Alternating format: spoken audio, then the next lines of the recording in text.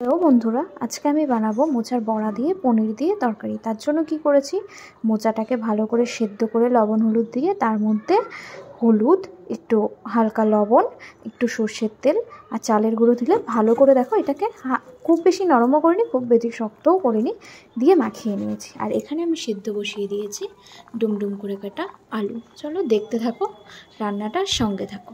বড়াগুলোকে আমি গরম তেলে ছেড়ে দিয়েছি, এগুলো লাল হয়ে ভাজা অবধি একটু ওয়েট করব। তবে হ্যাঁ, আঁচটা কিন্তু একদম আস্তে দিয়েছি যাতে বড়াগুলো ভালো করে ভেতর থেকে সেদ্ধ হয়। বড়াগুলোকে সুন্দর করে লাল করে ভেজে নিয়েছি। এবার আমি ভেজে নেব পনির। এগুলোকে আমি হালকা লবণ দিয়ে আর একটু হলুদ দিয়ে ভালো করে লাল করে ভেজে নেব। এগুলো ভাজা হয়ে গেছে, এবার আমি এই সেদ্ধ আলুগুলোকে ভেজে নেব।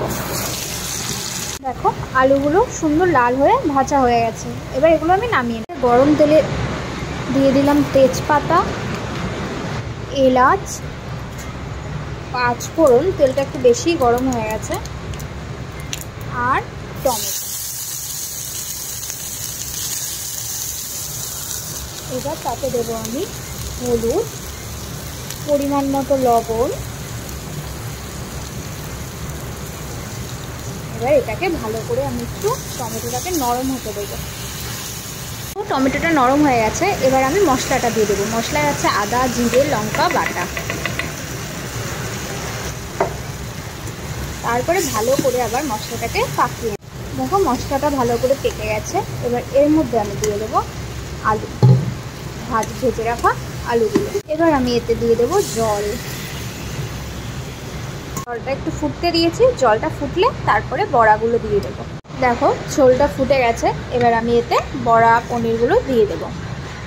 ঝোল দিয়েছি কারণ বড়া না প্রচণ্ড ঝোল টানে। এই ঝোলটাই দেখবে একটু পরে টেনে গেছে, সেই কারণে বড়ার তরকারিতে একটু বেশি পরিমাণেই ঝোল দিতে হয়।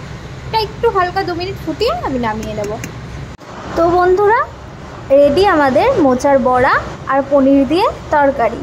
রান্নাটা তোমাদের কেমন লাগলো প্লিজ জানিও। আর হ্যাঁ, নামানোর আগে আমি একটু ঘি আর একটু গরম মশলা অ্যাড করেছিলাম, যেটা একটু ব্যস্ততার কারণে তোমাদেরকে দেখাতে পারিনি।